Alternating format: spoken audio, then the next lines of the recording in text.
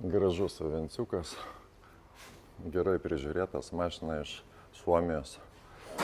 Faktiškai garaže turbūt sakė stovėjo, kas nupirko tą mašiną.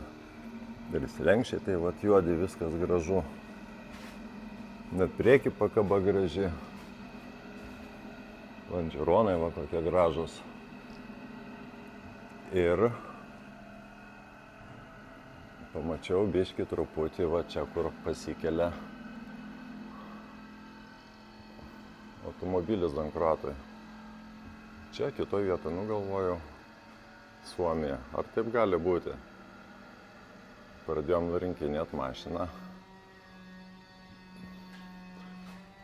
Tada klientui rodau, žinai, kad su atsuktuvu, kad viskas padažyta ant rūdžių, kad žmogus nupirktų mašiną.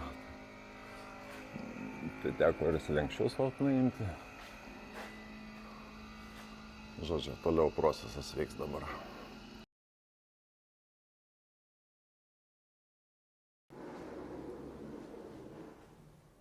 Taip. Labai sunkiai nusiėmė tos dangos pridarytos kažkieno tai laiko. Teko viską nuvalyti. Servizai, ką tenais tik korozijas darė. Suomijai pridažyta buvo, čia pardavėjų prisbaluota buvo. Kaip gražu čia viskas.